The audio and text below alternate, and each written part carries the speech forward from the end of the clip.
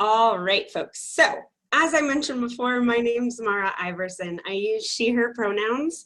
I work for Outright Vermont, and if you aren't already familiar with Outright, we are a glittery, gay, unicorn, magic fairy organization that works with LGBTQ youth across the state. We do advocacy, we put them in touch with one another for social supports and for resource exchange, and we also support the families and guardians that support them. And then we do work in the community to help make the places that they find themselves when they're in their waking lives better and a little bit more supportive and a little bit more inclusive. And that's what we're here today in this meeting to talk about. So we're going to cover basically Gender and Sexuality 101, a little bit of what is it precisely that we're talking about? What are some of the big concerns? Some of the future trainings that we'll do will apply skills that will help us to make connections between the kind of theory stuff today and how it plays out in offices and with clients and patients and such. So that's what Outright is, an LGBT youth advocacy organization in the state of Vermont, accessible to anyone who works with LGBTQ youth. And so if you've got any questions, you can feel free at any time to contact info@outrightvt.org, and that would be how you would start to get in touch with us. I promise we are very pleasant. You will have a good experience. So that said, I'd love to jump to introductions really fast. In order to do that sort of an expedited way, we're going to use the chat. And here's what I would like in your chat intro: name, pronouns, and pronouns obviously are the words that you use or you want others to use when they're talking about you.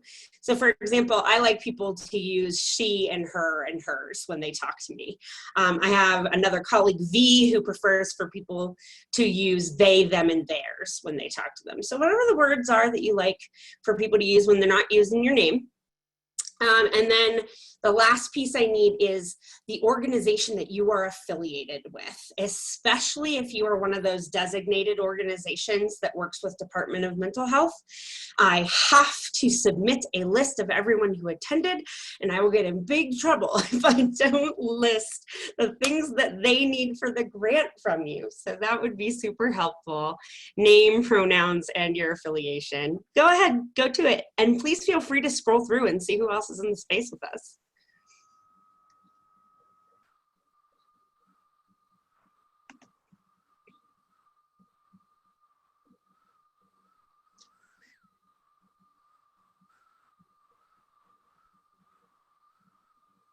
We are doing great so far, y'all. Loving this.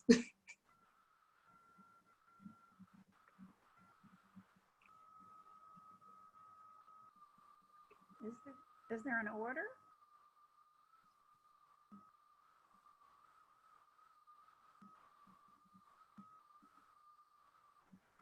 Awesome. So it looks like mostly everybody's in already. So what I'm seeing from the chat is we've got folks from all over the state, which is really awesome. I really appreciate the saturation. As you can imagine, we don't have LGBT kids only in Burlington. They are in all the counties. They are in all of our towns, all of our cities, all of our schools, all of our practices. And so it's really great to have supportive grown-ups who are learning more about how to be there for them that are spread all over the state too. So that is awesome. And obviously, largely, we are represented by folks who are working in some kind of mental health or social work services. So that is also really fantastic. If there is a particular subdivision of your agency that you're in, like a program, it's also helpful for Department of Mental Health to have that information. So you can also kind of jot that in separately if you work for a specific program within your agency. If you're like, I don't know what that means, then I think that you can leave it and that'll be okay. All right, so let's go ahead and get started with the exciting and thrilling PowerPoint portion of our afternoon. We're hoping to be done by 4 p.m. And by hoping, I mean, we're going to be done by 4 p.m. because nobody has time in their lives for more Zoom minutes right now, and I feel you. So that means we've got about 2 hours to the learning that we want to do, and we will jump in now.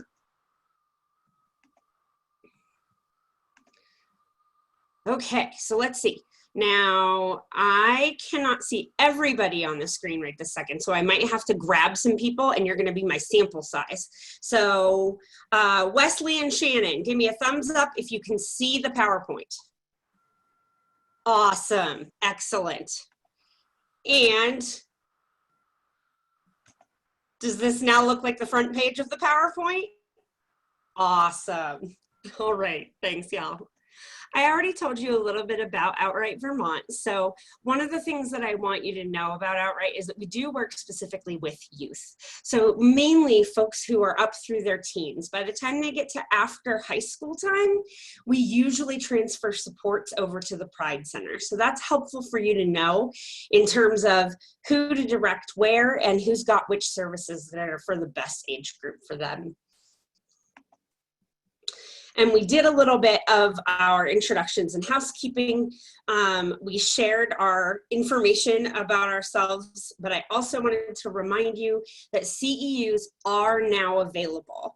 The wonderful folks at Vermont and New Hampshire chapters of National Association of Social Workers are working with us to do the CEUs.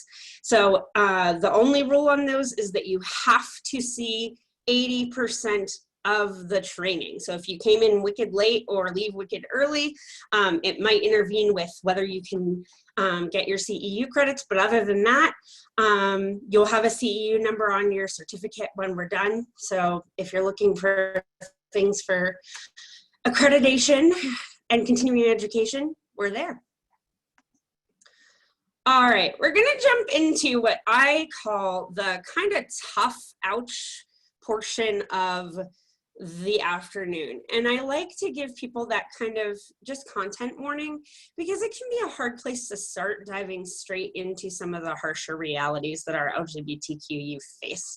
So I just want you to know that I'm here with you and I'm holding that and I'm recognizing that it's icky stuff to start with, but that it's also really important for us to know what the landscape is that we're dealing with, especially since these are things that are particular to mental health fields.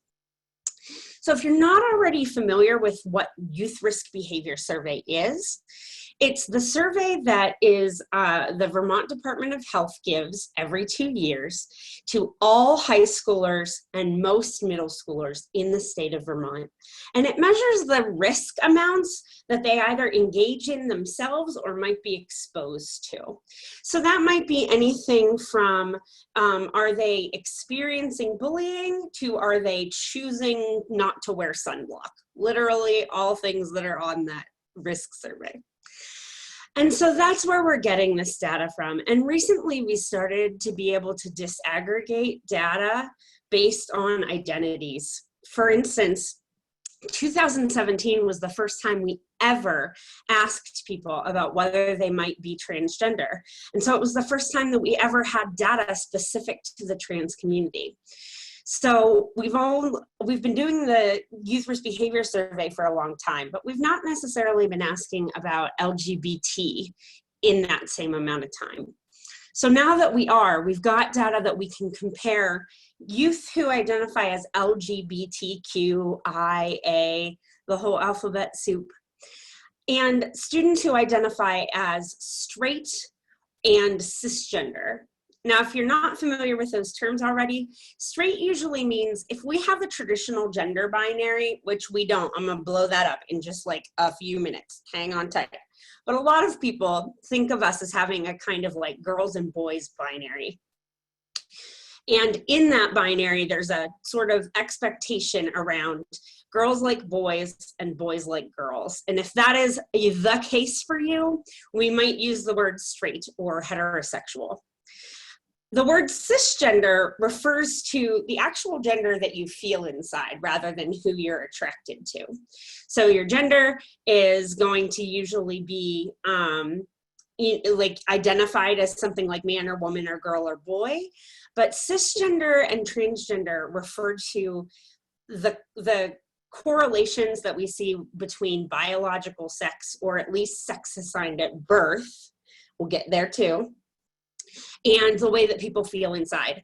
So if you are a person who that birth certificate says F, and you have always felt like a girl or a woman, then you are a cisgender woman. If you are a person who has an M on that birth certificate and you've always felt like a boy or a man, then you are a cisgender man. And then there are lots of folks who don't have that same experience of alignment, and they may fall under branches like transgender or gender nonconforming or non-binary, lots of vocab words that we'll get to later, but that's who we're comparing in these stats. So I want to dive first into the bullying stat, because it is one that's really a question for students about how they feel in terms of safety during the day.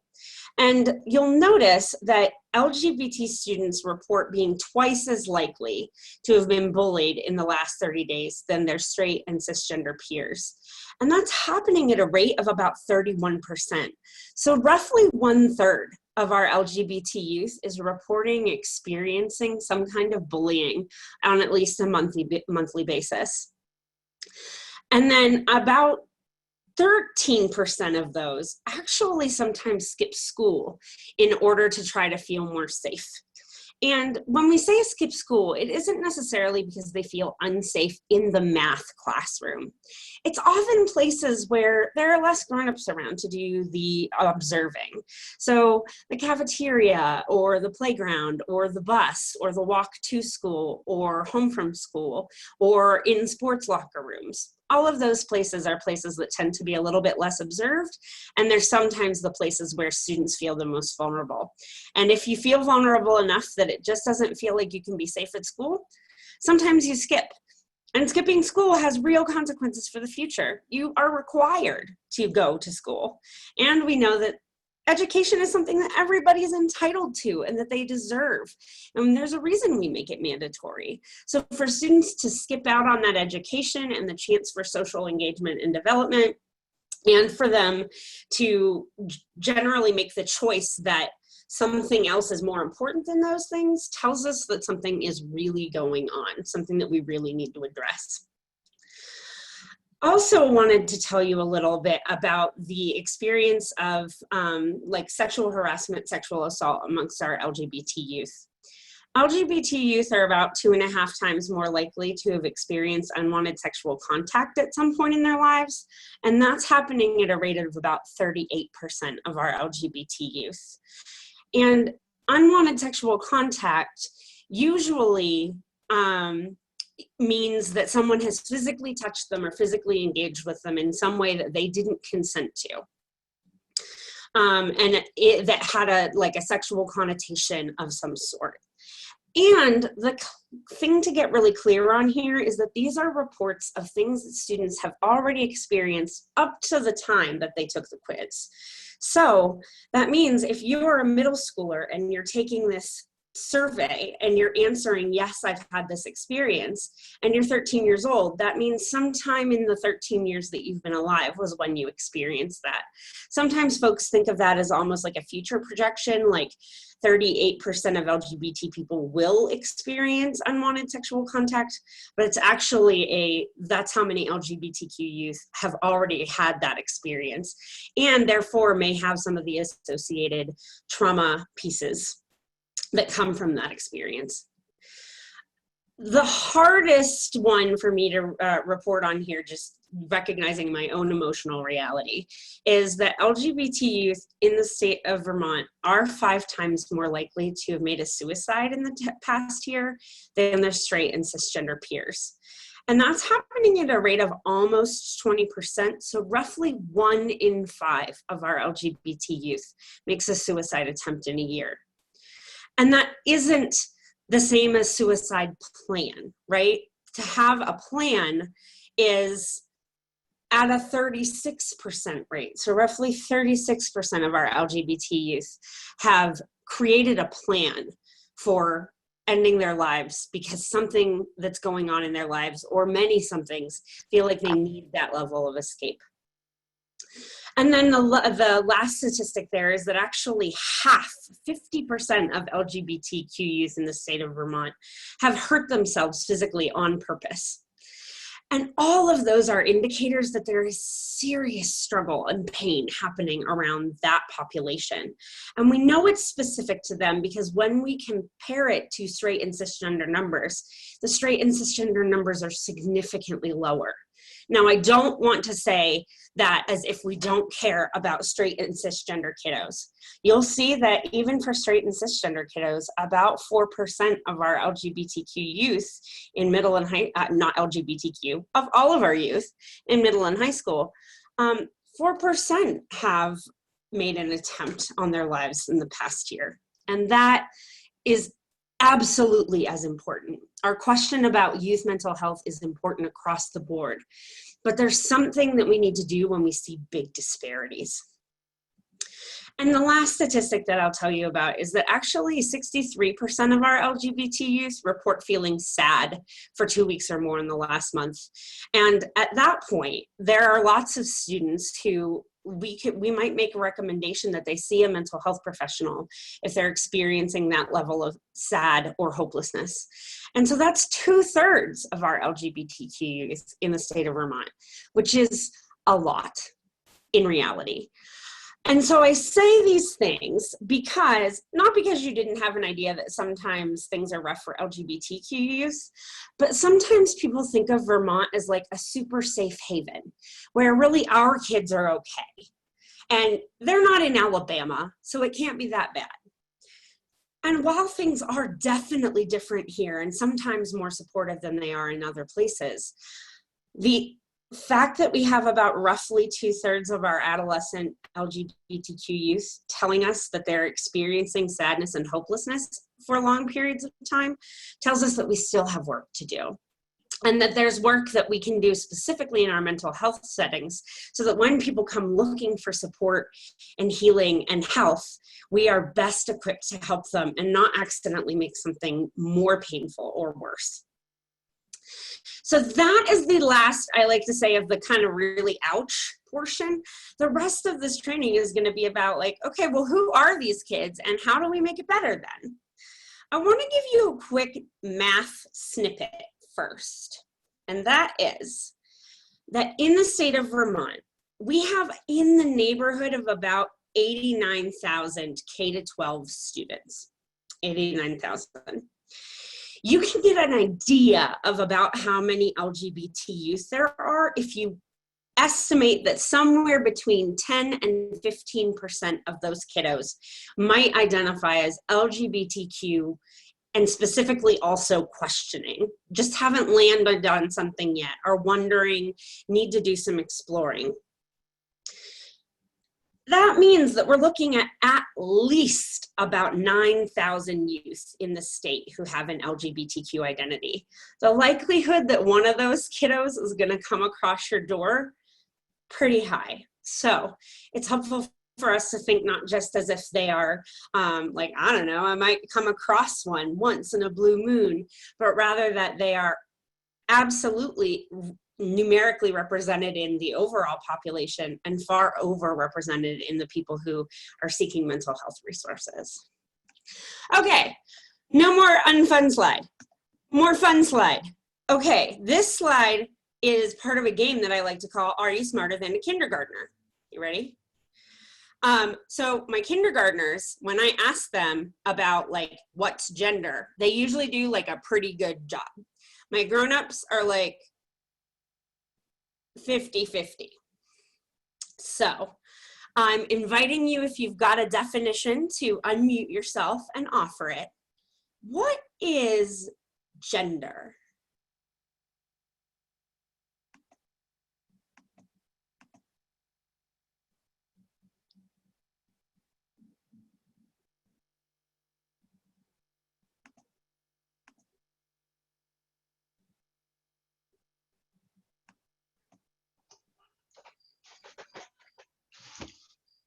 Gender is just a social construct, mostly, right?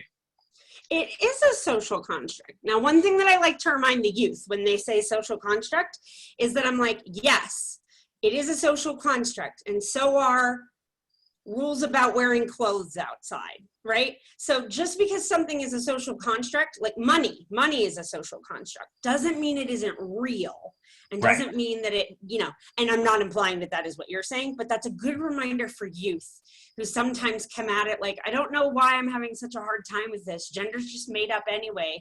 Gender's just a social construct.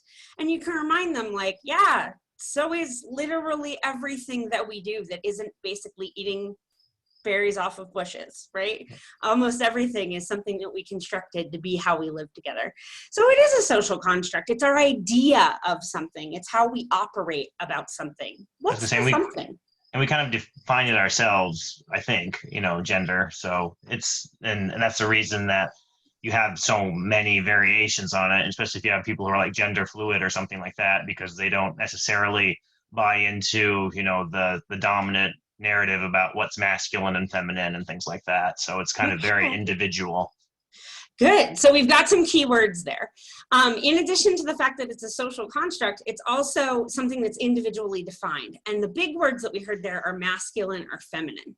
So what exactly is gender? It's what is it that we are feeling inside? What is it? What is the thing that's constructed?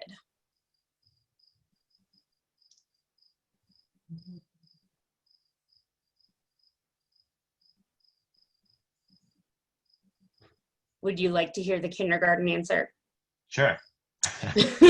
Oh, and I'm Isaac, I'm not just being specific to you. I'm being specific. Oh, no, I know. It's all good. Don't worry about it at all. Yes. The kindergarten answer is, it's like whether you feel like you're a girl or a boy or whatever. Right. Yeah, right? Whether you feel like, that's an important part because it's about feelings and internal understanding. You are a girl or a boy or both, or neither of those things at all, or something else entirely. That's what the or whatever usually is what the kindergartners are getting at.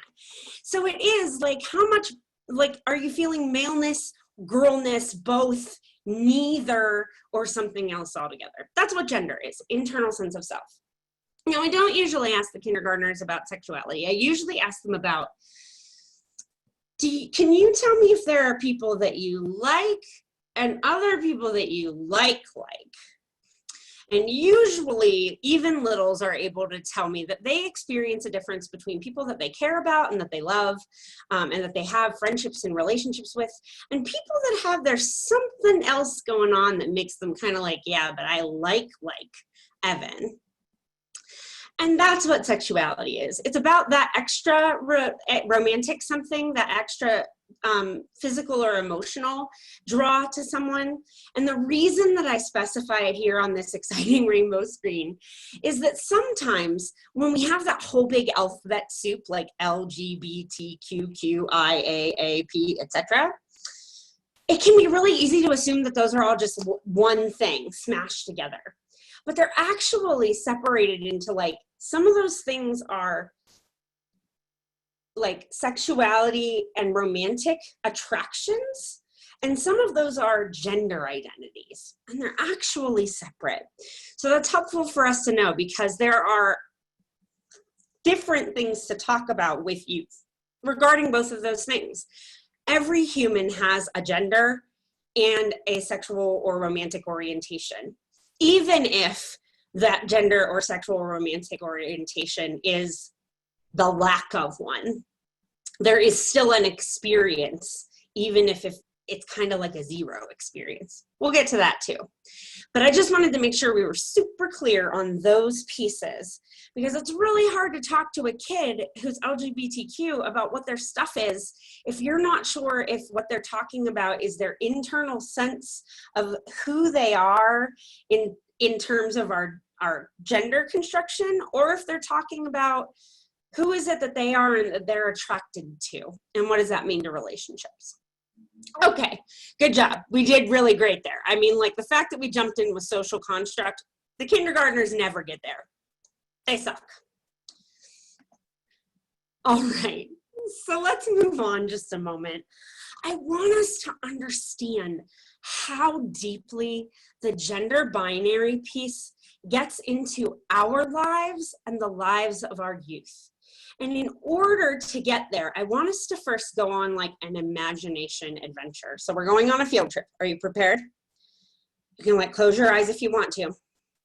And imagine that we are walking into Walmart, the majestic land of Walmart or Target. Take your pick. And we are going to the soap and shampoo section.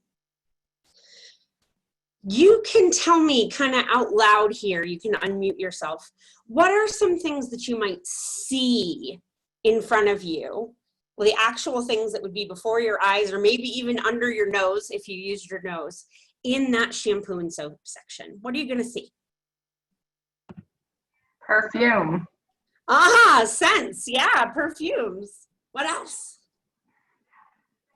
Body wash. You will see body wash. What will those bottles look like? Flowers on them. Ah, okay. So some of the bottles are going to have like flowers, or might even be like what, like pastel colors, or even bright, exciting colors. And then there's like another set. And what is the other set? What color are those ones? Red and black, Black, and brown, black. gray. Black, red, navy blue, forest green, maybe white if we're talking specifically about Head and Shoulders, right? So there's a visual color distinction between two groups. What else is different about those two groups of bottles? Even the bottle shape? Absolutely, Sarah, thank you. Even the bottle shape. There are actually more curved lines amongst those pastel bottles, and there are more straight, blocky lines amongst those darker bottles. What else is happening in that row?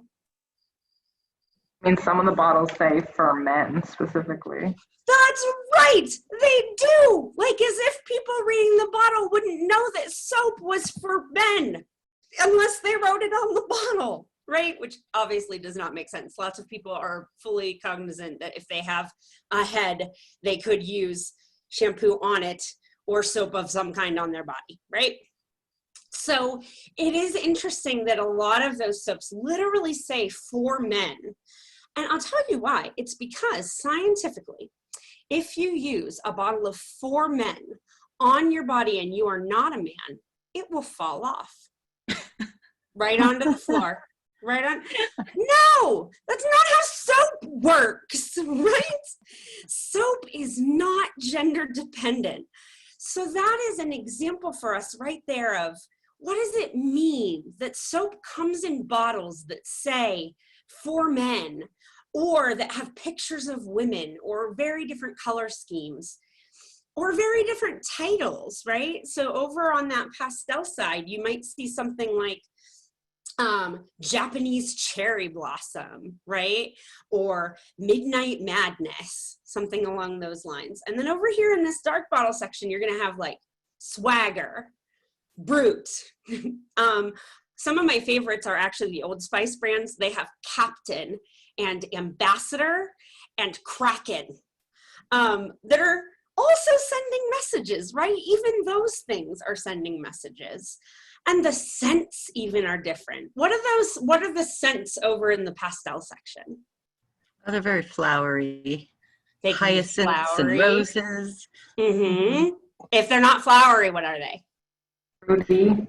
Fruity, yep, absolutely. And maybe you can get away, yeah, with like some yummy food things like vanilla or caramel or something along those lines. Honey, right? And then over here in this other section, you're gonna have things that are a little bit more like, what, maybe outdoorsy? Does that sound right? Well, they call them outdoorsy. I don't know. They don't really smell outdoorsy. No, they don't necessarily. You know what is sometimes fun about those is that sometimes they literally just say like fresh, clean, right? Mm-hmm. As if like, this thing smells like soap. You might not know what soap is, but it's for your body and you're a man and you need it because it says for men right on here. So I want us to be really, really, that's my dive into how deeply we hold gender and what the messages are that come at us. If even walking down the soap aisle, a product that does not operate on your body differently chemically based on your gender, to see those messages. And even if you aren't in agreement with those messages, you are exposed to them, right? Anytime that you see or hear the message, you're exposed to and processing it, or you're absorbing it subconsciously and not necessarily even, engaging with it on purpose. But the message is still there. And the message is still there for our younger folks too, right? Because even if you're taking an elementary schooler into that aisle, they can see those shapes, they can see those colors and those differences, and it says things. Where else in stores might be places that you'd see gender come up really intentionally? Toys. Toys, yeah. So you got like the pink, purple, sparkly princess aisle, and then you have like the Tonka trucks, Avengers, like dinosaurs aisle. And then somehow, because I don't understand, but Legos like have their own aisle, right? But there's still pink and purple pet shop Legos over here, and like primary color superhero Legos over here. Even though Legos operate on physics and not on gender. So what does it mean when we see those toys that are themed so intentionally differently? And again, it doesn't mean that you or anyone who goes into that space shares those values or believes that those divisions make sense. What matters is they're there sending messages. So you have to be really intentional about countering those if you're going to counter them, right? You might have to say, okay, we're going in and getting a birthday present for your friend, and you can pick anything from any row. I know it might look like there's certain kinds of presents, but think about what your friend likes and pick something under $10, something like that. So yeah, absolutely, in the toy section and the clothes section too, right?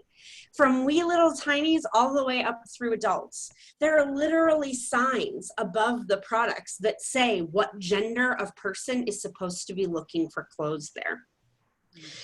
And clothes are another thing that don't actually go onto bodies all that differently. If you have 2 tubes of fabric, you usually put them over your legs, regardless of what your gender is. And that is another reality that we think about. Like, it's everywhere. So I wanted us to understand that, because if you are a youth who something about the way that you present your gender or the way that you perform in the world doesn't match those expectations are all over the place. They aren't just like you would only encounter them in tiny situations. So it means that pretty much the whole world can feel like it's either for or against you. And that is something that's very helpful to understand about the mental health piece, is that it's the experience of being like out of congruence with what other people around you are doing, feeling like you're not like everybody else. It is intensified if that feeling is triggered almost everywhere, right? Like if you can't go to an environment that doesn't have that messaging. All right, so now that we've been to Target, I want us to think a little bit about what are some of the messages that we get. Oop, have to back up. Much too much exuberant gesturing. That's what happened. So what are some of the messages that we're getting around gender, and what do they mean for us and for our youth?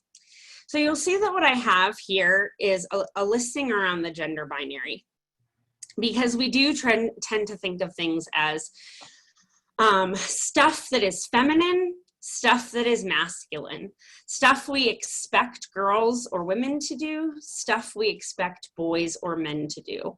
Or, and this is a big, I like to think of it this way, stuff that we wouldn't be surprised to see those people do.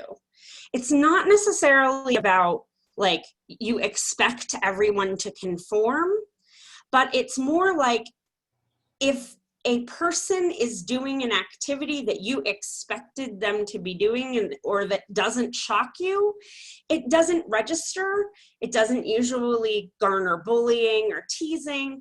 If people are adhering to how we thought that things might be anyway, it usually doesn't create friction. And we're looking for where are the places where the ways people do gender might create friction for them. So let's start really quickly. I've got listed over here some of those messages or stereotypes that we even still in the 21st century get about girls or women.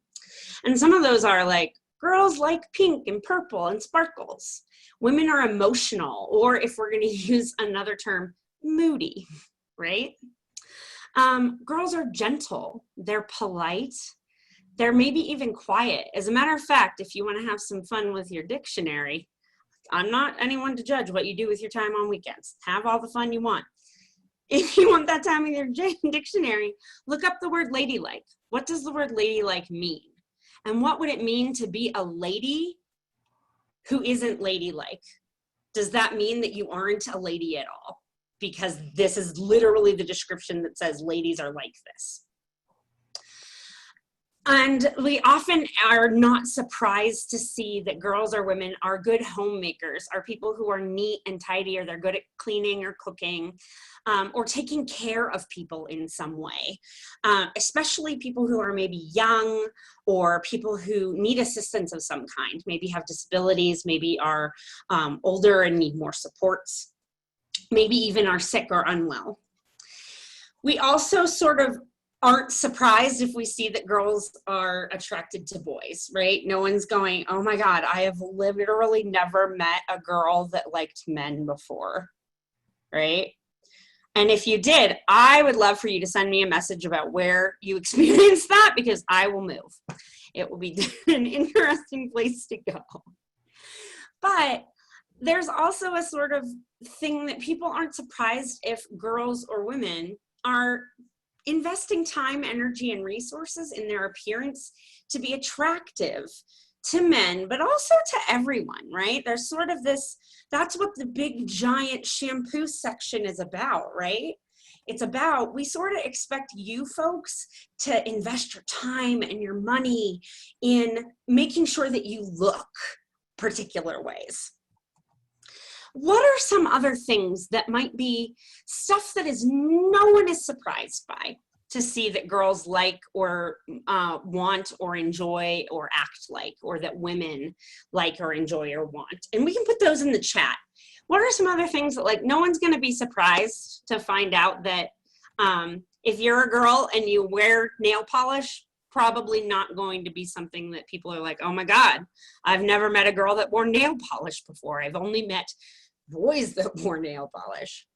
So what are some other gender kind of stereotypes or messages that are common around girls and women?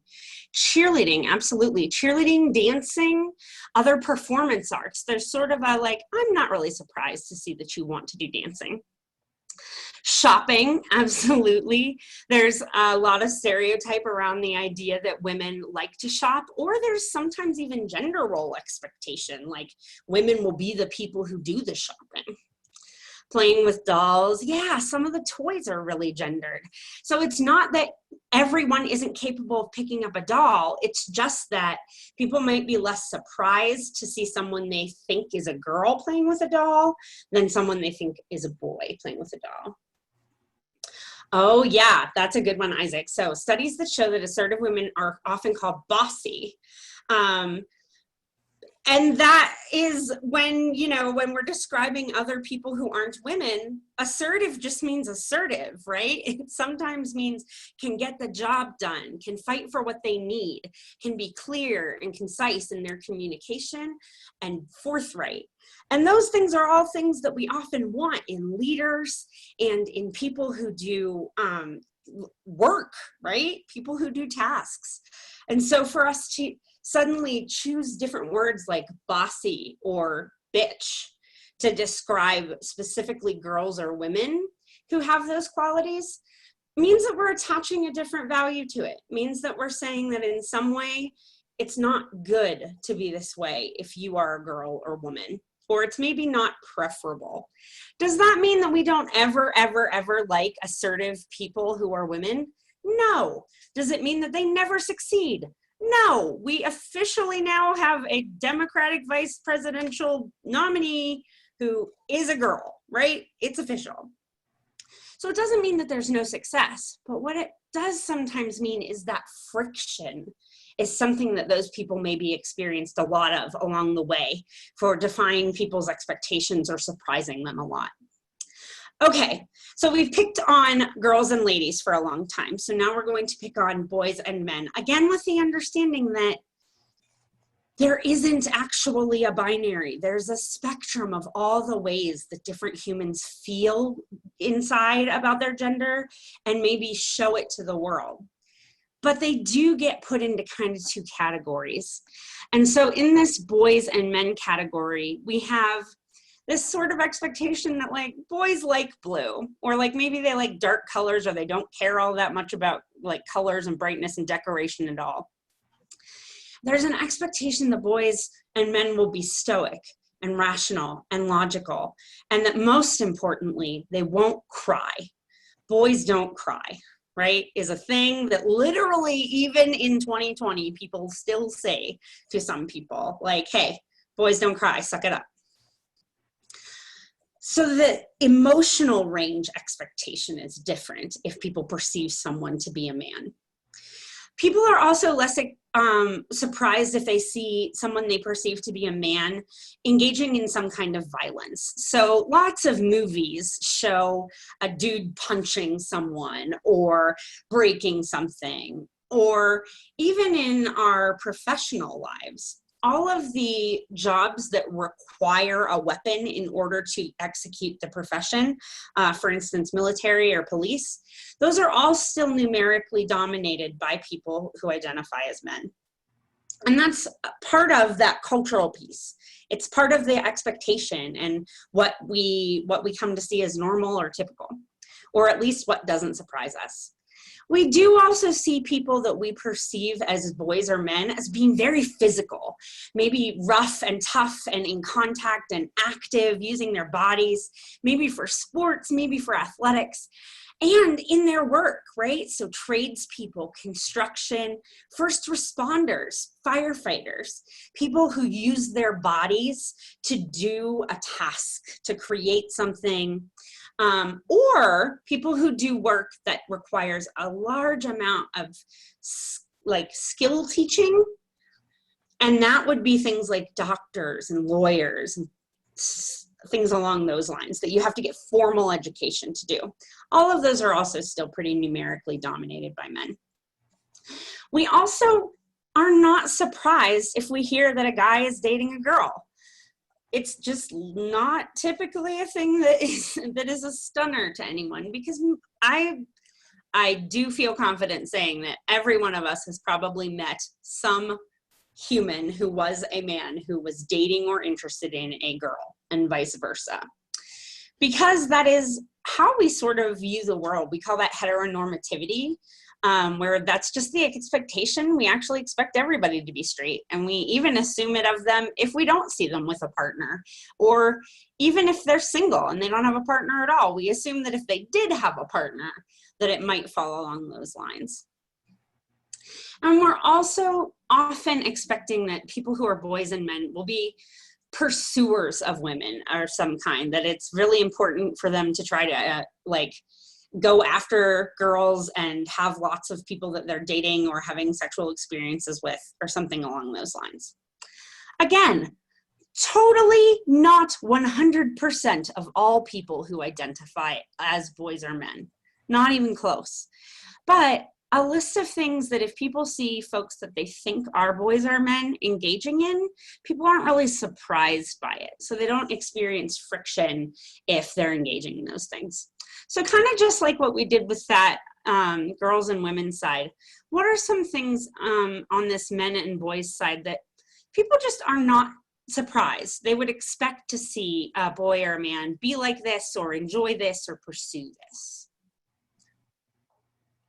I think rough horseplay, aggressive behavior, aggressive in sports, contact sports, Yeah, absolutely. I mean, actually, in terms of sports, like there are literally like many sports that are professional that do not have a women's component, right? There is no women's national football league. And so there does sometimes come to be this expectation that, yeah, boys are going to be physical and they're going to want to go to the gym and they're going to want to play a sport. And if they don't want to play them, they be at least interested in them.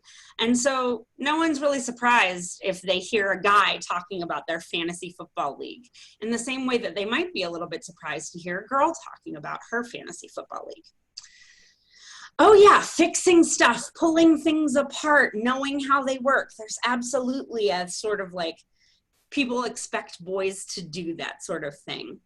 Oh, hunting's a really great one. Absolutely. So if we look really like even far back in our social history, men often use their bodies to protect and provide. That's sort of an expectation we have of men and boys. And that's why we see firefighters who are more numerically men. And it's also why we see, hunting and fishing, which are older, more traditional forms of providing, still being activities that often men or boys are interested in. I mean, yes, there is a women's professional football league, but it is so obscure that no one would really know about it, right? So that's the other thing. Like if the thing that you're doing is so obscure that no one knows it exists, that means it isn't expected of you and that people might be surprised that you do it, right? Absolutely. Masculine genres of things, and there are feminine genres of things, right? There's an expectation that like no one's going to be surprised to see a audience full of ladies. Well, I mean, right now it's shocking to see an audience of anyone. No one should be in an audience. Don't be in an audience. But an audience of mostly women at a romantic comedy, or an audience of mostly men at a Fast and Furious movie, those are things that wouldn't be shockers, wouldn't be surprising. And there are some ways that those traditions are still very much like impacting all of us, right?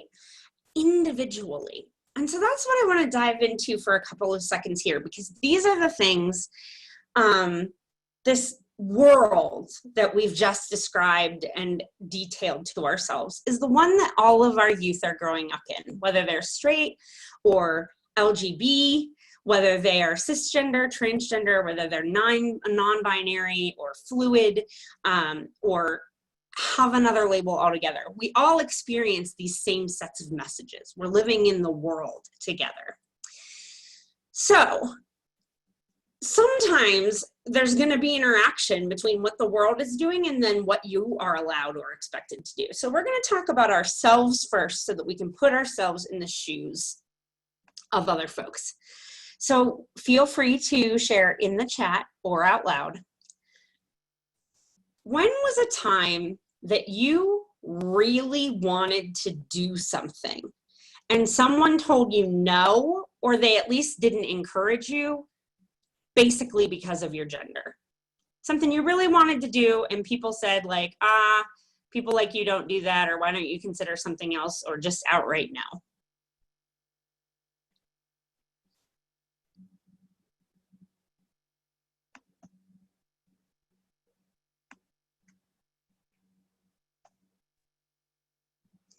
Helena says, I wanted to go in the Army and my grandfather told me women don't do that. Kathy says, my high school friend and I wanted to play a fall sport. We approached the school board to join the boys' soccer team. And there is an interesting example where our policies even create realities for us.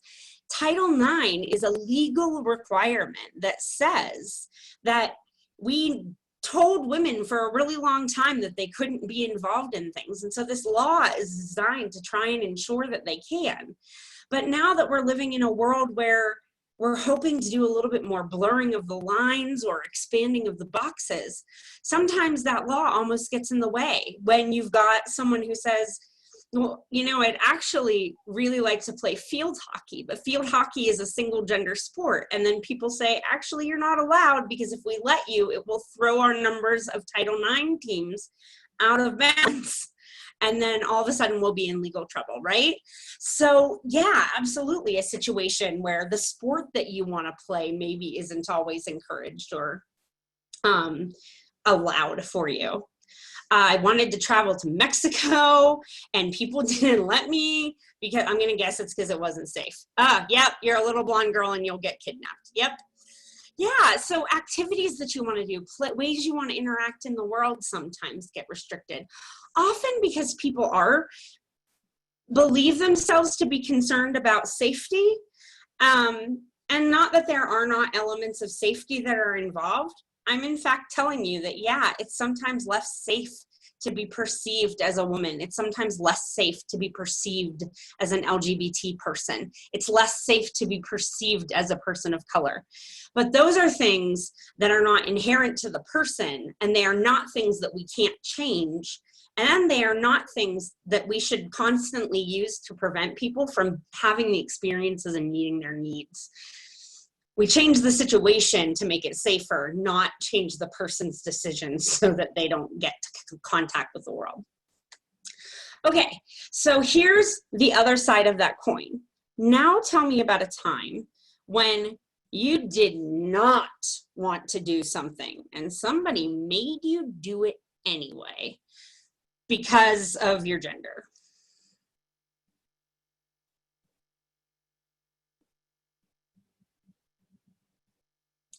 Wear dresses. Yep, that is a big one. Clothes are a big one. I wanted to wear dresses and I wasn't allowed, or I wanted to never wear dresses and I was forced to. Sometimes activities. Yeah, sometimes people are like, I wanted to take tap dance and my dad made me go into football, or I really wanted to play soccer and they wouldn't let me. Yeah, so I had to go into chorus or gymnastics or dance because I was a girl, or I had to go into a sport because I was a boy. Like you have to be like a king in the play. You have to, there are roles even in our arts and drama that are often gendered. And sometimes we're in places where we can be bendy, and sometimes we're in places where we're not allowed. Oh, debutante growing up in the South. That's actually a really interesting thing to think about too, because obviously lots of this stuff shifts a little bit by culture. So depending what state or country or even town or school you go to, there might be slightly different expectations and allowances around gender. And so it's helpful for us to know that we might run into a kiddo who says that they go to school and there's lots of space for them and they can do whatever they want. And you might run into another kiddo who says there's not. And maybe the difference is they go to a big school in like maybe somewhere in Chittenden versus going to a very small school in Essex or Orleans or something along those lines. You know, even those pieces in Vermont can have cultural shift. Okay, so I wanted us to root into the fact that these gender expectations are all around us, and they do impact our individual lives in terms of what people allow us to do, encourage us to do, paths they set us on, ways that people mentor, ways that people tease, or ways that people affirm. All of those pieces can very much be bound up in gender conversations. So just before we go on to like blowing up the entire gender binary and saying like, nope, this thing is really constrictive, and for LGBT youth it can sometimes be a thing that's very painful. I want to tell you a little bit of a story about perception and what happens in the perception situation. So there was a story in the news, I want to say it was about like 7 years ago now, in Seattle, where a person who was a woman who was married to a man, like they came out of a restaurant. And so this woman realized that she had forgotten her coat inside the restaurant. So she put her purse in her husband's hands and she went in to get the coat. During that time, there happened to be an incident where there was like a mugging encounter. And at first it seemed pretty clear based on like footage of the situation that like people were just trying to take, you know, like money or wallets or whatever. But at some point, someone realized within that first second or two that he had a purse on him. And the violence changed, the violence increased, the slurs and the language changed. And actually, at the end, as people were calling him a fag and beating him, he actually ended up dying of those injuries. That was not a gay man. It was a man who was violating our rules about what you're allowed to do, right? So it isn't because he was actually gay. It's because people are like, dudes carrying purses somehow don't meet my expectation of what's allowed, and I have the right to punish it in some way. And that's obviously a really, really extreme example. But little stuff like that happens all the time with our youth. Things like, you know, people getting teased for wearing nail polish if people think they shouldn't be wearing nail polish, or people who get teased for being interested in wrestling or monster trucks if people don't think that they should be. And those pieces aren't necessarily based on identity. They're based on other people's enforcing rules around gender. So some of the stuff that people experience as LGBT kiddos is related to their internal sense of themselves. And some of it is also related to the way that the world treats them, regardless of what their identity actually is. Okay, so I did say that I was going to blow apart that whole entire binary thing. And so the next thing I want to show you is this really super cool map that I found from PBS Independent Lens.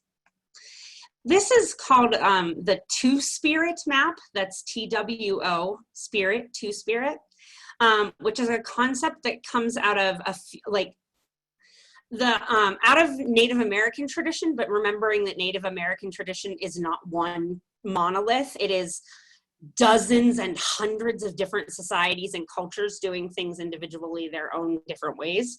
But Two-Spirit is a concept that is common amongst many tribes and communities that are Native or Indigenous. So that's what Two-Spirit means. And this is a map of places in the world where there have always been formally recognized 3 or more genders in the society.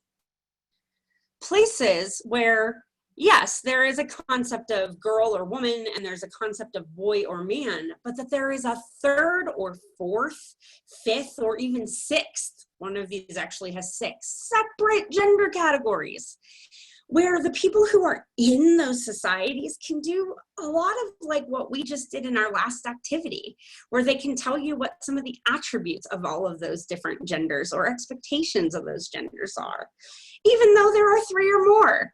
And for those of us who grew up in cultures where there's just 2, we're like, I can't. What other genders would there even be? Can't wrap my brain around that possibility.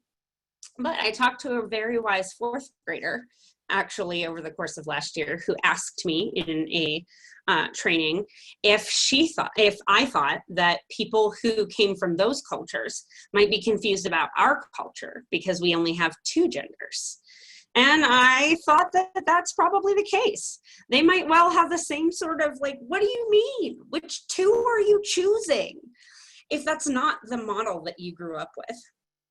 So if you want at some point to engage with this map, you can actually even click on the bubbles if you go to PBS Independent Lens and learn about the gender construction of these different societies. The really important thing here is that sometimes people have this perception that transgender or gender fluid like came out of nowhere with Caitlyn Jenner. And that is just not how it is. There has always, always, always been a spectrum of the way that people do gender, a spectrum of expectations around gender and roles that people have. And people have been telling us since day one about the various experiences around gender that they have. So some of us are kind of like, I just don't, it's all moving so fast. And it seems like it just came into the world 10 or even 5 years ago. And that's clearly not the case. This is an example of cultures around the world who have existed for thousands of years.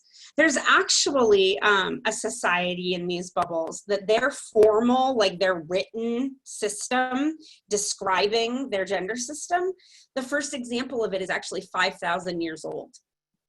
This is not new. This is not new for humans.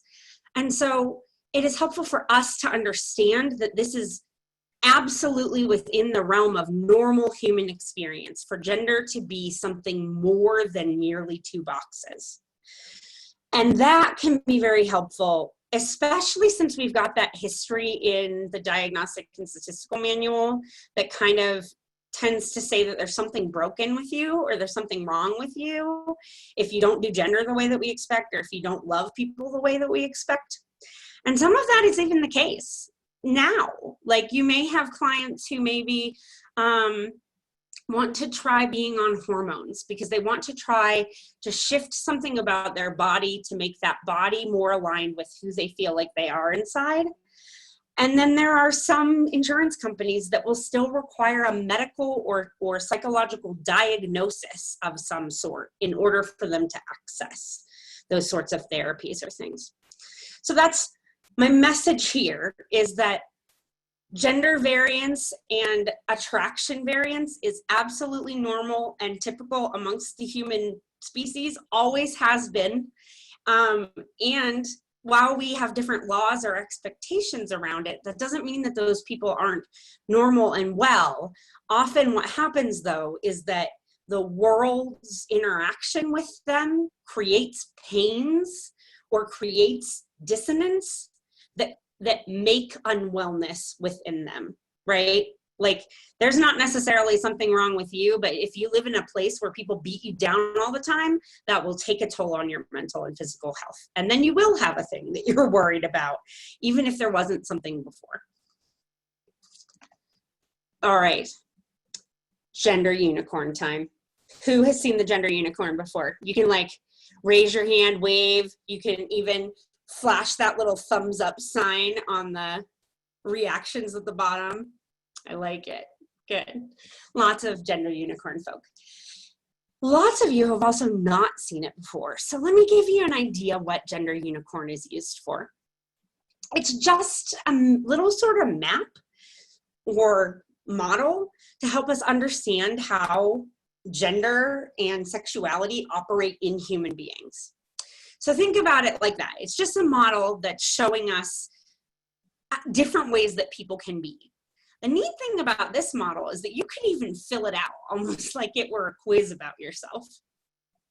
So if you wanted, you could imagine having a paper in front of you with this model and a pencil and being able to put dots on here that talked about how you felt and that might describe your experience.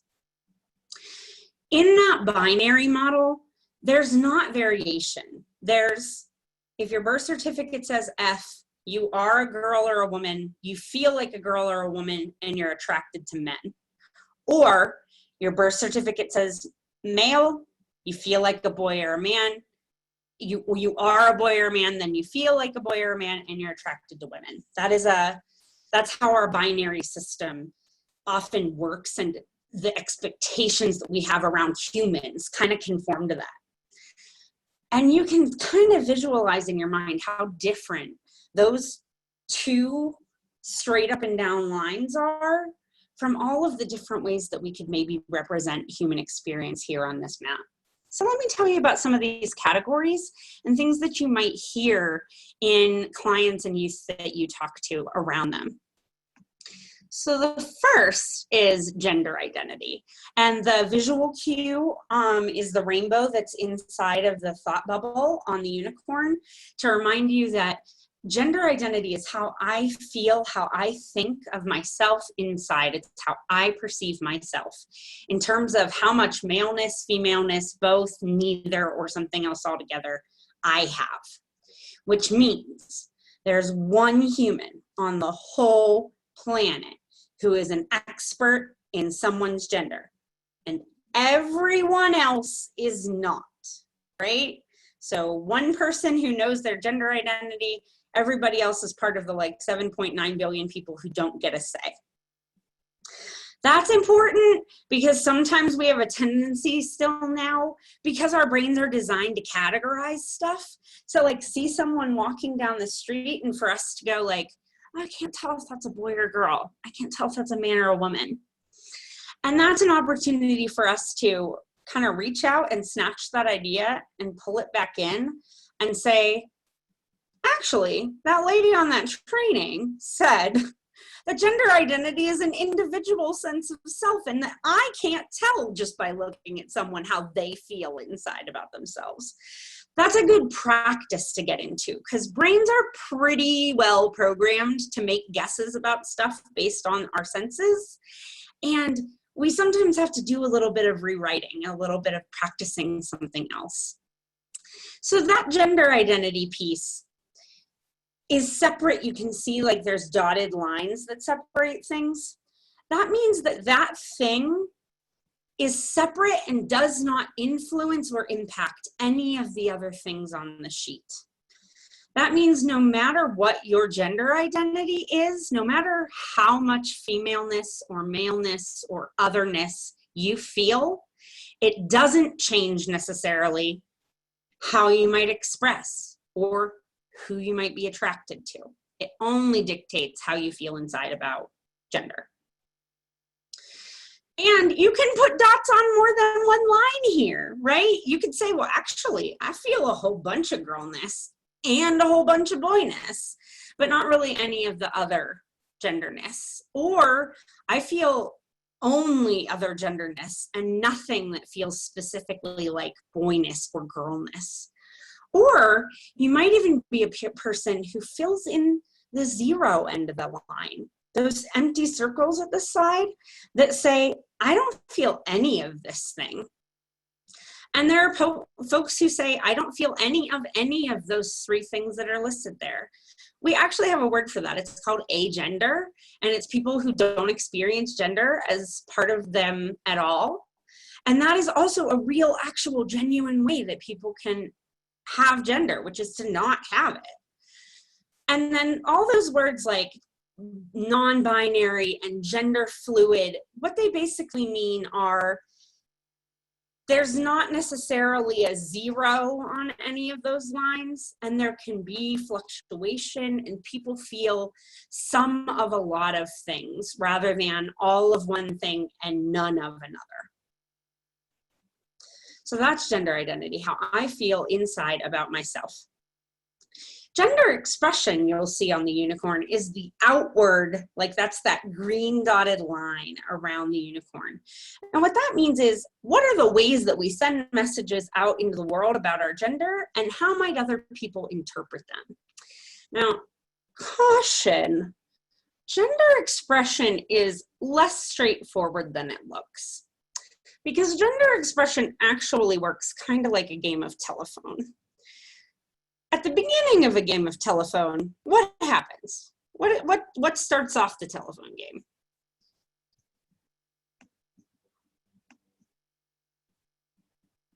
A simple phrase. Yeah, like you're trying to send a message, right? That's the game. You start with a simple phrase that you give to the next person. And then their job is to pass on what they heard to the next person, and then the next person does the same until it gets to the end. And what is the thing that often happens at the end of a game of telephone? Message is totally skewed. Yeah, the message is skewed or a mess, or it just doesn't sound anything like what we started with. That is because the sender of the message actually only has control over what they are saying or sending. they don't have any control over what the other person is receiving, right? You only control the outgoing message, and you can try to make it clearer, but you don't actually control the message the other person is getting. And that is actually how gender expression works. I make a choice maybe about the clothes that I wear, or the car that I drive, or the activities that I do, or the profession that I choose. But I don't necessarily get to decide how other people are going to see the gender expectations around that stuff.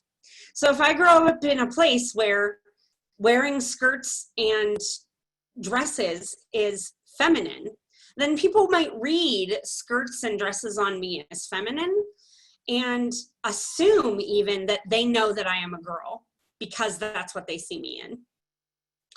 And that's just a reminder that these are all still separate. That's what those dotted lines mean. Gender expression is not the same as gender identity.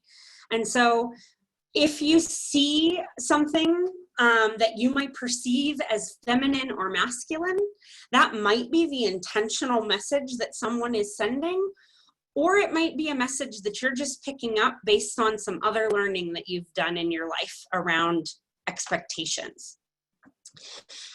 Another thing about gender expression is that sometimes people have lots of control over it and sometimes they don't.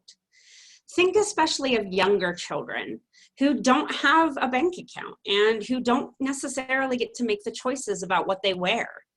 The way that people might look at them and perceive them and then treat them might not be in alignment with how they feel inside, because they don't get to pick their clothes, or they don't get to pick even their body shape, because sometimes we even use body shape to try to tell us about gender identity, even though bodies and gender are actually separate. So that brings us to sex assigned at birth and Mara's personal opinion on what she would do if we could re-edit the gender unicorn, which we can, but I can't draw, so someone else has to do it.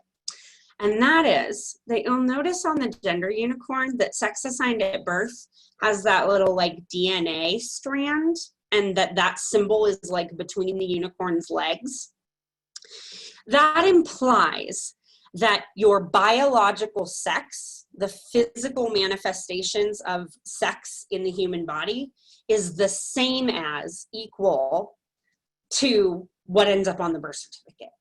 And that is not necessarily the case. So I just want to clarify that sex assigned at birth is specifically the label that ends up on your birth certificate and the way that like you are labeled for your lifetime. We have two options on US birth certificates. You can be listed as female, you can be listed as male. But what you will see is that there's actually other categories, other and intersex, which describe bodies that are not only one category. And there have always been bodies that were really clearly not only male or female, where maybe there was a fully formed penis and a vaginal canal, or maybe where someone had, like seemed to have a vaginal canal and ovaries and a uterus, but then also in their life demonstrated secondary sex characteristics like really low voice, lots of body hair, high muscle tone, something like that, right?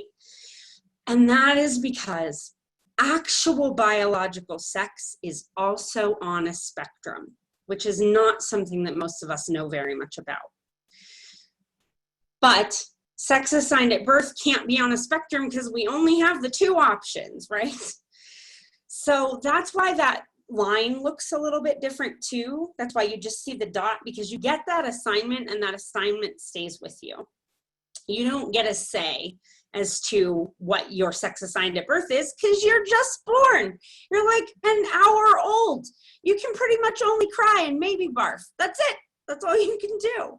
So in that situation, you don't get input as to what sex or gender you believe that you are. And we usually think that overall, there's a belief that body and gender are the same. So if you have XX chromosomes and lots of estrogen and a uterus and ovaries and breasts, that is a female body and that makes you a woman. And the same sort of expectation around XY chromosomes, lots of testosterone, maybe a penis, and then some other secondary sex characteristics that might be like lots of body hair or low voice or high muscle tone or something along those lines. Those things are separate. And that's why we have the concept of transgender, because there are people for whom the body that they have and the way they feel inside are not what we'd expect to align. So I just want us to understand that there's more going on with bodies than we think there is. And that is part of what our misconception about bodies often leads us to the belief that there really are only two options for genders too. If we understood that there's actually kind of a whole spectrum of the ways bodies can be, we might start to understand why it would make sense that there would also be a whole spectrum of genders. And even if we understood that there were spectrums, they aren't dependent. They aren't necessarily connected. How you feel inside about your gender is not necessarily dependent on what body parts you have. If you're curious more about that science stuff, I would recommend the podcast Gonads. It's done by Radiolab, and it is a really, really cool description of trying to help people understand that spectrum of biology. And then we'll jump into this last piece, which is about attractions. We have lots of vocab words that try to explain kinds of attractions, right? Gay has historically meant men who are attracted to other men. Sometimes we use it as like an umbrella term, just for all kinds of LGBT people, but it can specifically be used for men who are attracted to other men. And we usually define lesbian as women who are attracted to other women. And there are words like bisexual and pansexual that are getting at, I'm a person who's attracted to more than one gender. But I'm not going to spend all of our time going over all of those vocab words, because what I really want you to understand is that people will use the language that they feel makes sense for them and that they feel represents them the way that they want to be represented. And it might not be a perfect definition match for what you might describe their behaviors as. So when it comes to attraction, you can be physically attracted to people and you can also be emotionally attracted to people, and they might not be the same people. And if you're kind of not sure, how those things can be separated, a good way to think about it is you've probably known someone in your lifetime who was like very cute, right? Be cute and a jerk at the same time, right? A very cute asshole. And that is because we can be physically attracted to some elements that are separate from what we're emotionally attracted to, or the bonds that we're making in other ways. And that even goes for genders. So it could be that you've got a youth who's telling you, I'm a lesbian. And what they're saying is they've actually had crushes and maybe even relationships and had physical connection with people of lots of different genders, but that they mostly feel emotionally attracted to women. And so they might use the word lesbian. And then you might have another person who is only ever physically attracted to women and emotionally attracted to women and is not attracted to anyone else. And that person might use the word lesbian. So more important than knowing all the dictionary definitions is offer people the chance to tell you what their words mean to them. So the same way that you reflect back language overall when you're doing, like counseling and therapy work, that's the same thing that you're going to do when we talk about identities. So if someone uses the word queer for themselves, you can use the word queer back with them. Even though, yeah, queer is actually a word that isn't super well defined and sometimes even can do people harm, can be painful. If someone's using it for themselves, you can check in and say, like, it sounds like you're using the word queer for yourself. Can I use that when we talk about this together to talk about you? And then reflecting back that language means that you're listening to them about what their experience is instead of trying to guess that you know what their experience is based on the word that they picked. And it means that you don't pick other words for people because you think they're better or more right. So a great example is when I was a youngly person, I latched onto the word bisexual to describe how I was attracted to other people. Now that we've, done a little bit more vocabulary expanding, I would probably say that if I were going to look at the dictionary definition of the words, I might say pansexual is actually a more dictionary definition correct way to describe how I feel, but it's not my word. My word is bisexual. And my word, when I say that, that means I'm attracted to people of my gender and people of other genders. Two directions of attraction. And none of that would be all that important if what I'm really trying to get at is I feel like I have an identity that people don't see. And I sometimes feel erased or like I don't even really exist because people expect me to be either straight or gay and I'm not, right? So the problems or the challenges that people are manifesting are obviously way more important than the words that they're using to describe it. But it is still helpful for us to understand what all of these different categories are and that people can be all over the map around them. Okay, now I know that is a lot of gender and sexuality 101, and there may be a lot of pieces about that you actually already know, in which case that is awesome. But I'd like to offer us a little bit of time just this moment to do some Q&A. What are some things that you came to this time sort of wondering or hoping that we would cover and we haven't yet? Or what are some things that arose as we were going along and you've got questions about? You can put those things in the chat and I will happily have a look at them. You can also, if you scroll over the part of the toolbar that says participants, if you click that, you'll get a participants list, and in the bottom you'll see this neat little thing that allows you to raise your hand, and we can use that as well. So I'm going to flip us back to video people view, stop sharing, and we will start looking at the chat and the participant list. So let me pull those things up and see who's who. All right. You can also absolutely raise your hand. So Karen, it looks like you have a question and you raised your actual regular hand. So go ahead. Oh, is this okay? It's easier for me. So what about changing of all of that over time? I have a family member who said she was trans at 18. Mm-hmm. So what happened before then? That is such a good question.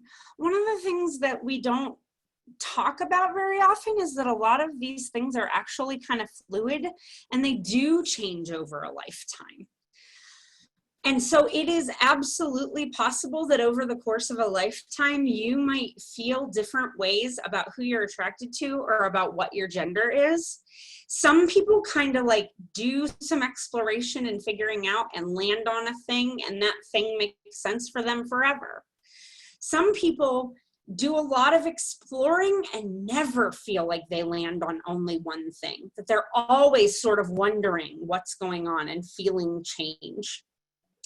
Some folks think that they understand some things about themselves, but they haven't been given all the options or education. And once they know a little bit more about what is out there, sometimes they suddenly go, wait a second, that one right there, that explains how I feel, and I never had a word for it, and I never had a way to tell anyone.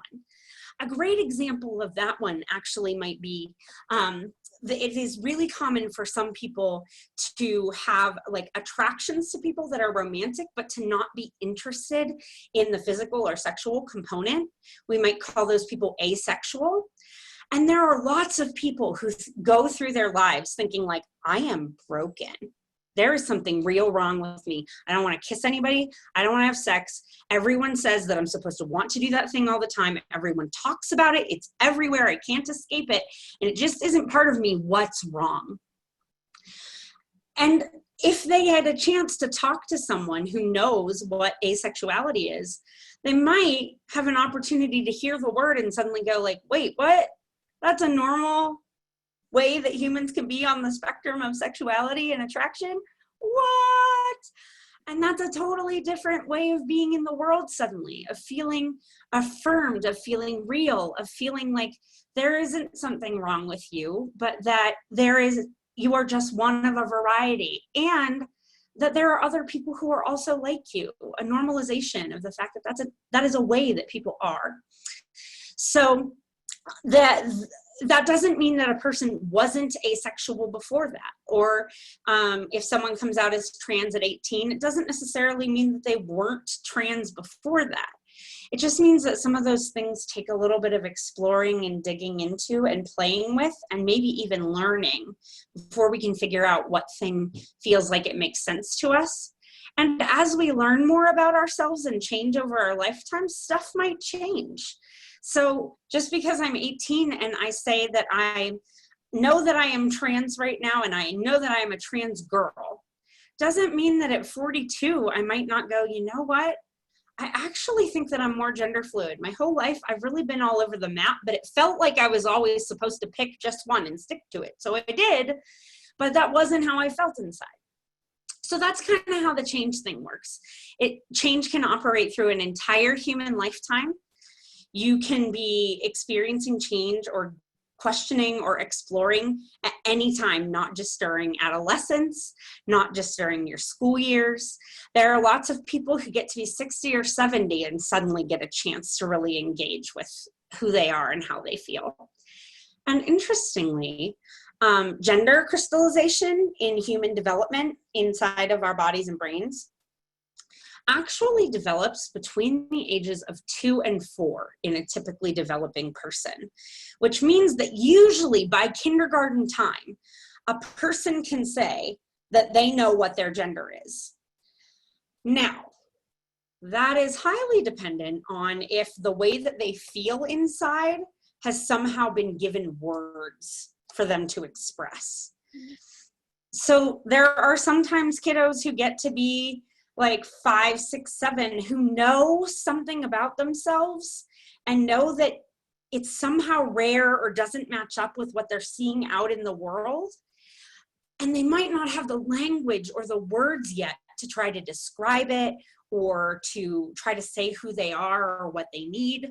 And none of those things mean that those things aren't real. It just means that the language might not be there yet, or the maturity to kind of dig and poke at things might not be there yet. So that is a very long answer, Karen, to your question. Was that sufficient to kind of get at what you were asking? Duh. Thank you. Perfect. All right, let's see. Oh, there's one in the chat. I work with an individual who is identifying herself now as male. So a person who's identifying as male. How do I help this individual as well as the family that due to religious beliefs doesn't support this? This is one of the realities of the world that is hard and that I wish I had awesome answers for you. And you're not gonna like that I don't.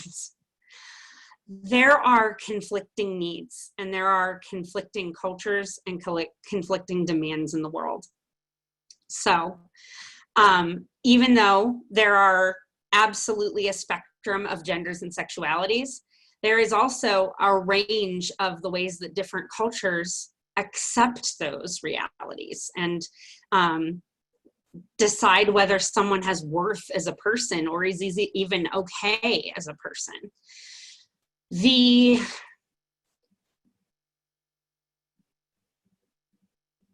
can tell that this is an important one because I shut up and that never happens. The thing that you want to go for there is really trying to find affirmation for like what that person needs, what that emotional and mental need is, and what still keeps them safe, what still allows them to be okay in the world, be okay in their families. So one thing that's helpful is you can provide education. Sometimes people have never encountered the gender unicorn. People have never seen some of the videos that explain things differently. So you can offer resources if people are interested in learning more. If it seems really obvious that people aren't learning more, then it may be your job in your space to create a place for that person to be themselves and understand that that might be the safe place for right now. And we'll have to think more about how to expand the safe places.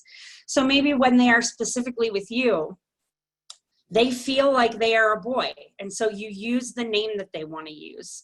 And you use he and him. And you use the language that's gendered that they want you to use. And then you also have a frank conversation with them about, it seems to me like maybe the people who take care of you might have trouble with this idea. Or can you tell me a little bit about what your experience has been? Do people accept you? Do people tell you it's not okay? And if they're explaining that, people are saying it's not okay, then you can offer the space as like, while we're here, you can ask the questions that you want and I will use the name that you want to use. And we don't necessarily have to change anyone else's mind in order to do that in this space. So that's an option that you have. You also have an option for other kind of like person-to-person resources. For instance, Outright Vermont offers youth groups where youth get together and talk about themselves and their identities and, TikTok and Pokemon or whatever else they're going to talk about. And then also that there are parent groups that are parents talking to each other about their experiences.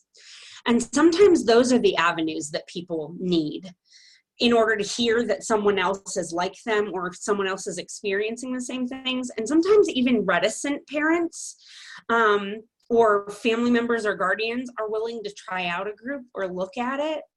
And sometimes they aren't right now, but in 6 months they might be. So I think that's the other piece of this one, is to understand that these situations change over time as the people change, as the ideas they're exposed to change.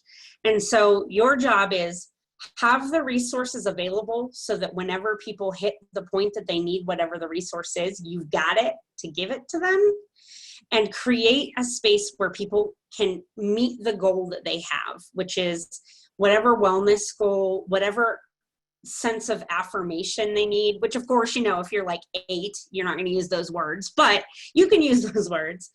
And you can intentionally create a space when they're talking to you that you can play with that, or you can enact that, even if they can't do it everywhere all the time. And you can also get a sense from them as to who else maybe in their lives they could talk to about this thing. So maybe family members specifically, no, but maybe there's a friend at school that they've actually already started to talk to about it, or who they trust enough that they feel like they could. And sometimes that's another way to go about offering supports and to start growing the change, is to give them other people who maybe are a little bit further along on the acceptance place until you can move things around with other people. Again, long answer, but that's because that's a really hard question. Another one that we have here is wondering how best to know what pronouns to use, if any at all, when you first meet someone and you're not sure how they refer to themselves. I always try to use people's names, but sometimes in a conversation, a pronoun might come up. Is it okay to ask what's the best approach? Okay, this one, I know there's expertise in the room. So based on that question, what are some things that some of you might do? You don't know somebody's pronoun right off the bat. What are you supposed to do about it?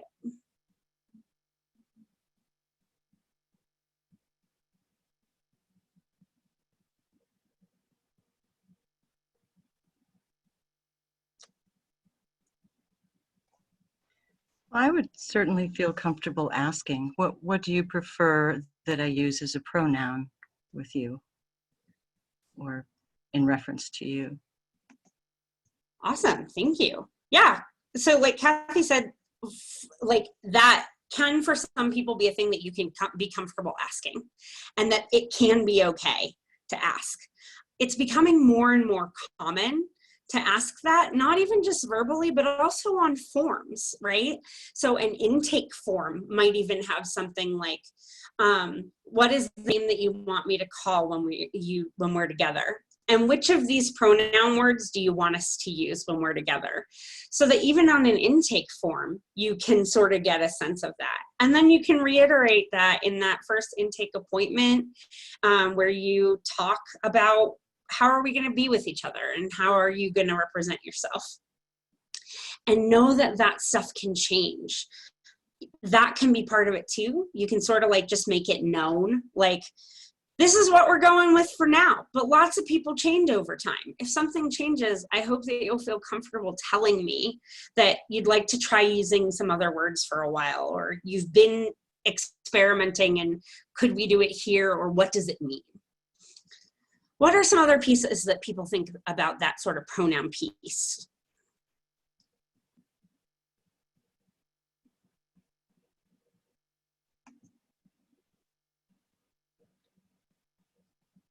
Bryn in the chat says, I might volunteer my own pronouns and then ask if they have a preference as well. That's awesome. That's just role modeling, right? You make it normalized right there. You say, hey, my name's Mara. I use she, her pronouns.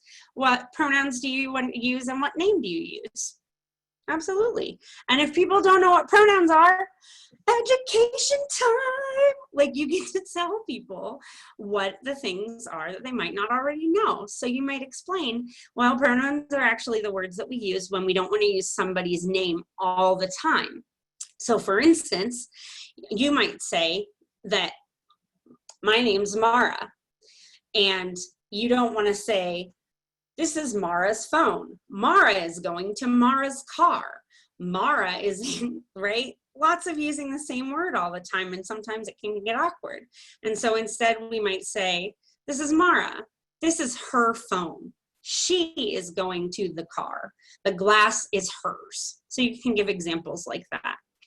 And you can even give examples like they, them, and their. So some folks are kind of like, I get it that some people want to use that as a gender neutral, but I just don't know how to use it. And the awesome surprise is we already use it all the time and people don't even necessarily know it. So here's the example that I give, and it works pretty well even down to like kindergarten. So like people tend to understand what we mean. So let's say at the end of a day, someone has left an object in your space and you say, someone left their phone. I'm going to go out into the hallway and see if they're still there and ask if it's theirs, right? That doesn't mean you are pretty sure 50 people separately or collectively own the phone together, right? That they all pass it between them. It means you don't know who it belongs to, so you use they and them and theirs until you know. So you can give examples if people are sort of unsure what you mean, even after you gave your pronouns yourself, because some people will see that as like a really comforting invitation, like, whoa, no one ever asked me about my pronouns before, but I didn't know that was a thing I needed, and I definitely did. Or they might say, I have no idea what pronouns means, I need a little bit of help there. So yeah, you can ask, you can offer your pronouns as a matter of routine when you're doing introductions with new people to set an example. And you can also even use forms and procedures to try to get some of that information to create comfort from the minute that someone starts interacting with you or your office or your agency.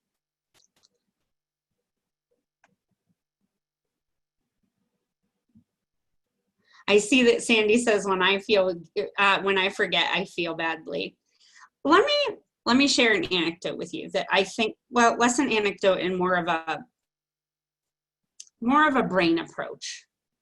So one thing that people who sometimes get ouched really don't like is when the people who ouch them suddenly make the entire interaction about them. So it sometimes goes like this. Jackie is going to take math class. Oh, actually, it's she. And you go, oh, good. I knew that it was she. Why did I make that mistake? I'm so stupid. It's not that I don't care, right? And then all of a sudden, all of the emotional energy has to go to you and taking care of your feelings around feeling bad that you made a mistake, which isn't the goal. So instead, what a lot of people who experience those little ouches and microaggressions say is what they really like is for someone to like acknowledge it, like apologize, and then move on. And a way that you can imagine that is like if you're walking down a hallway and you accidentally step on the back of someone's shoe, it would be really weird if you were like, oh God, I didn't step on your shoe on purpose. I'm not a shoe stepper. I just don't do that. I'm never going to do it again. That would be real weird, right? Yes. Instead, what usually happens is you step on the shoe and the person kind of looks back at you and go, oh, sorry. And then they walk forward and you continue walking forward and everything is okay. Right? Because you're sorry. You didn't really mean to step on the back of their shoe. You're sorry that happened. You've had your shoe stepped on. It doesn't feel great. And so you can apologize, but then everybody can move on. So you can do that in a way that is, gentle with yourself and gentle with the other person, where it's okay to go like, oh yeah, I do feel a little bad because I do value this person and I do want them to feel good and affirmed with me. But that I also know that it's my job to not make them the person who has to take care of me over it. And then the best thing to do is do better the next time. Practice or remind yourself. But if you get the same thing wrong all the time, that starts to feel to people that you actually don't care about it and that you don't really take them seriously. So it's okay to make a mistake here or there, and people are usually really forgiving about it. If you come in the spirit of like, I really want to help and I really want to be good about this. And so then you do the practice and the work to get better at it so you don't make the ouches as often. That is really good. All right. I don't see, let me scroll to the top. I don't see any hands raised in the participants. Anyone who wanted to unmute and ask any questions again?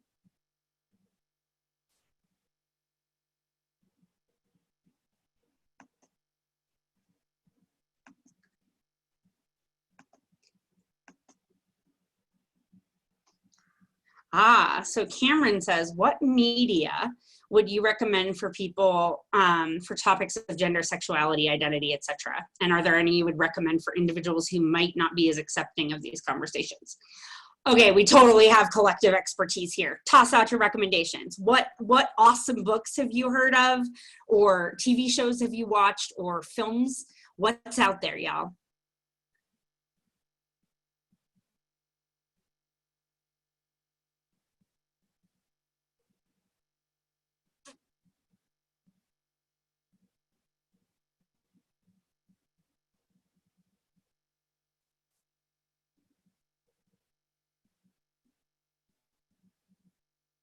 I can be quiet longer than you can.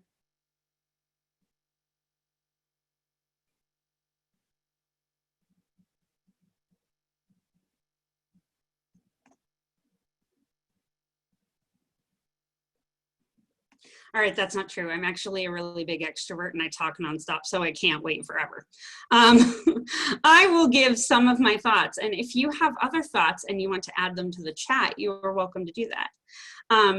So first of all, let me say that Google is your friend. You can absolutely go Google this question and get tons of really amazing curated book lists, TV lists, and it's all in the keywords, right? You might say like, young adult fiction recommendations for LGBT youth, and that'll get you one set. Or TV shows for gender fluid children, something like that. So you can specify what media you want, what age group, what sort of identity you're looking for, and you will get tons of people who have really good expertise. Genderspectrum.org, and I will put that in the chat.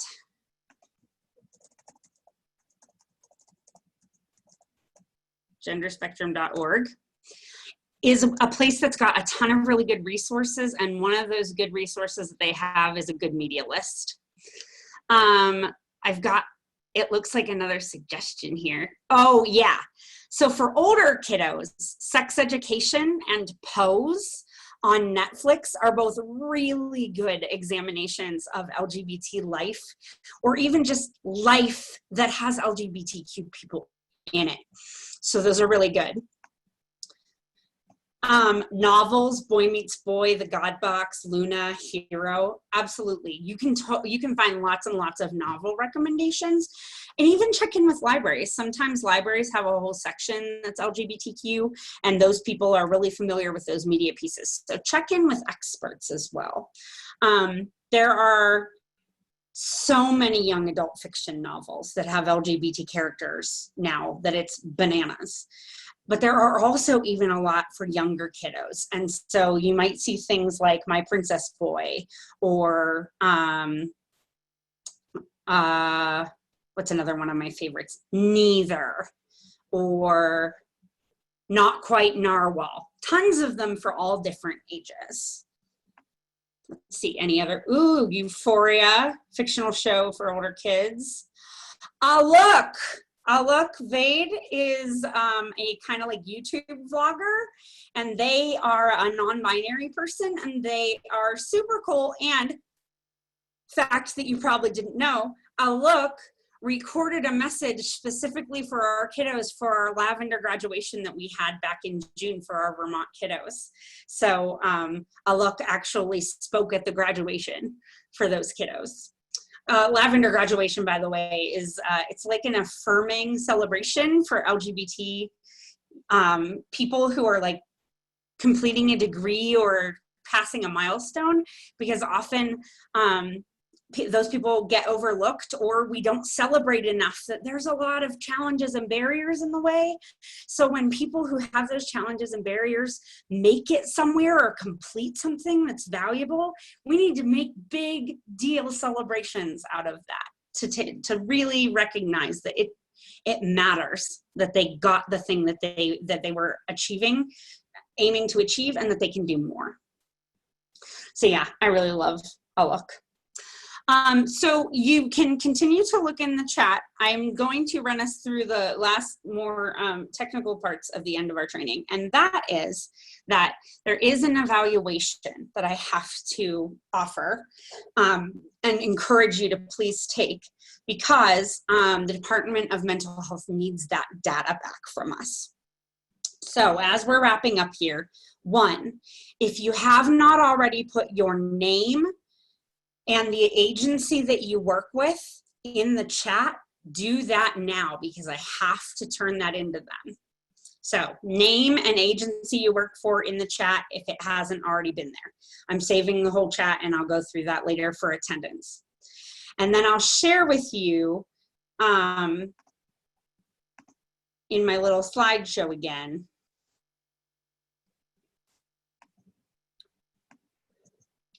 the link to the evaluation. So you can find that. I'll type it in the chat box. It's a bit.ly link so that it's a little bit shorter.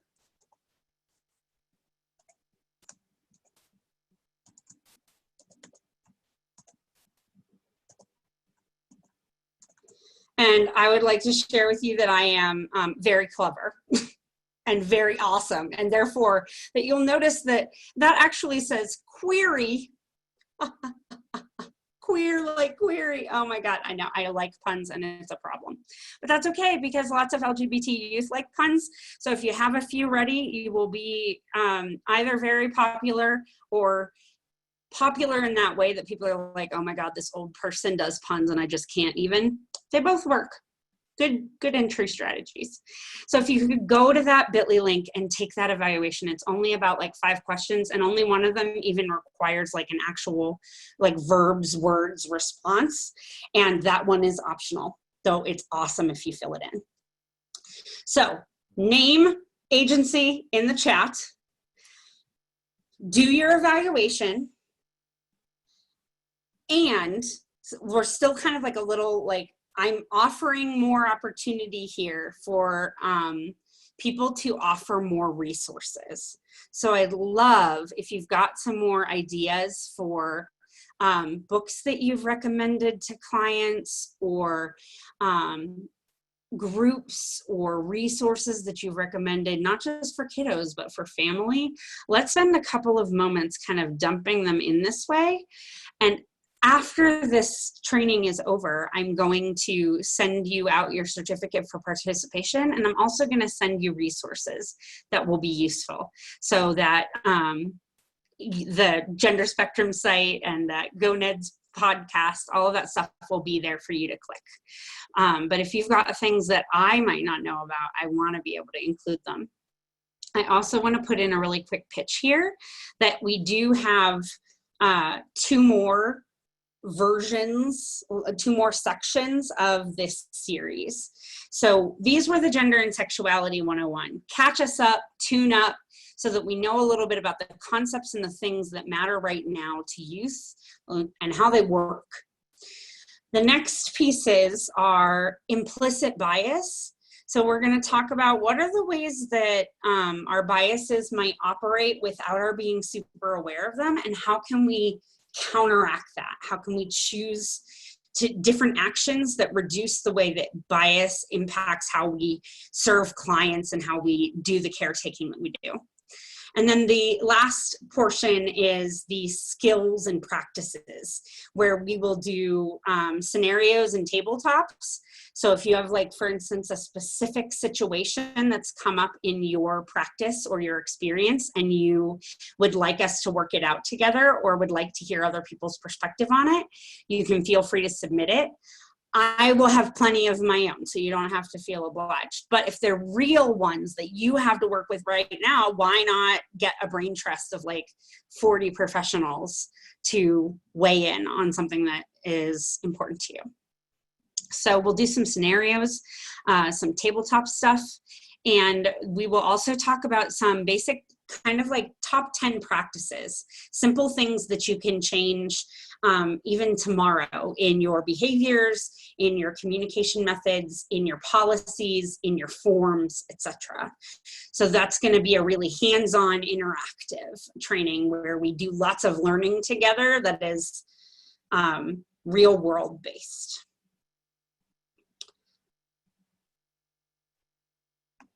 All right, friends. I am going to release you to give you time to do that evaluation. If you could do that right now, it would be wonderful.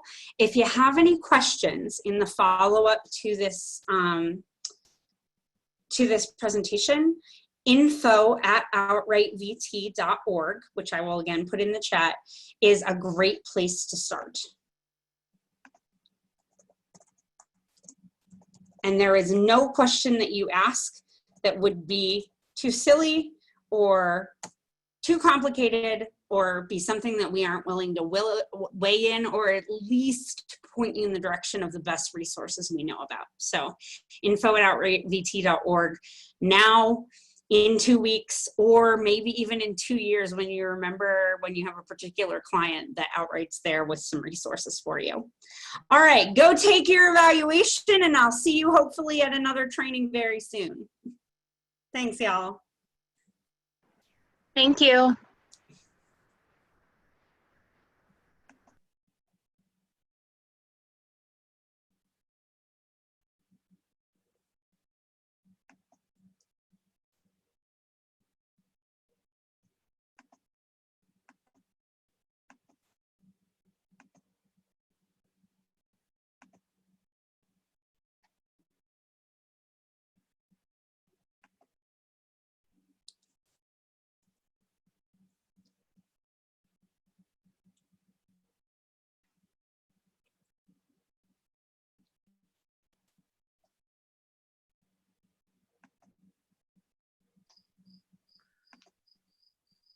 Yeah, I don't mean to hold you up or anything. I was just curious if you saw the question I sent you.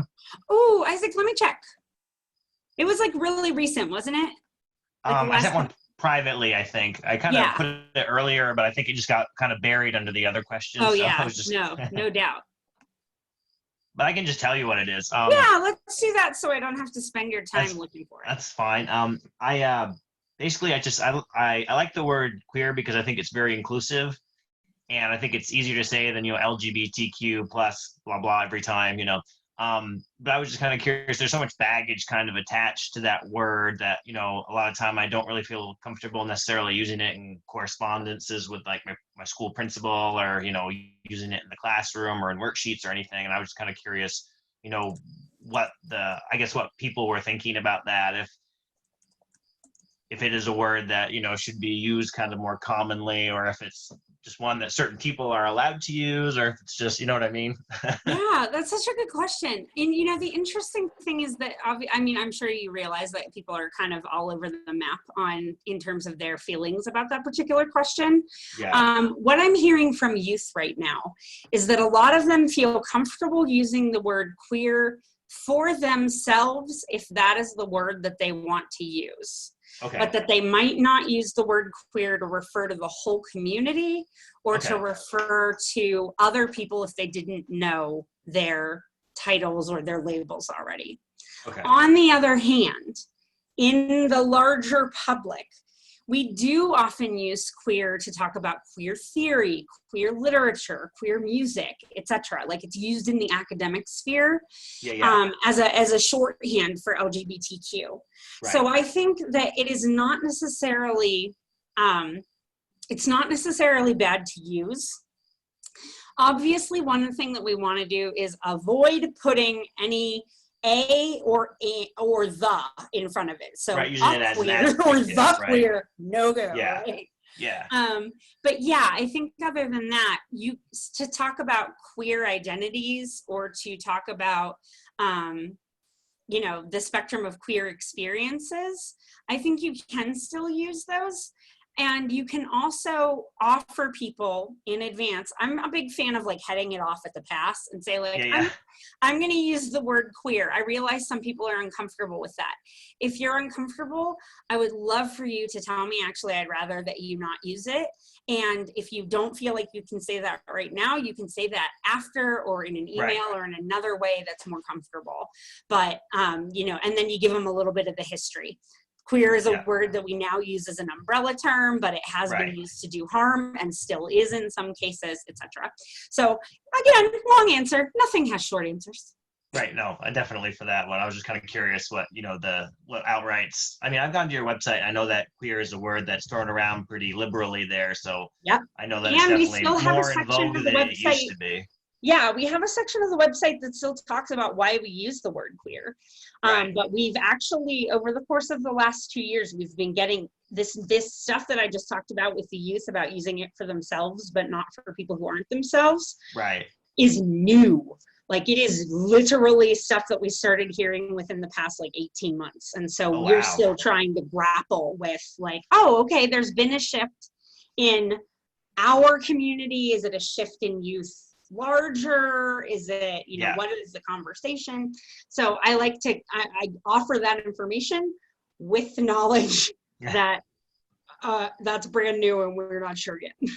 Yeah. Is there any other kind of term, or is it just to use the alphabet soup? Is that probably the best way still at this point? Yeah, probably still the alphabet soup. I mean, there are ones that people come up with, like they try to come up with gender and sexual minorities, but all the ones they come up with sound super clinical or sort of dismissive. So you're doing your best if you go with like LGBTQ plus. Right. And then I hate about that word is just like all the other letters that you don't ever hear, which is one thing I always think. Yeah. The plus is supposed to offer space for those letters, but there are lots of people who are like, I want my letter to be recognized. I'm not a plus. So yeah, it's all over the place. Okay. Well, thank you for your time. I appreciate it.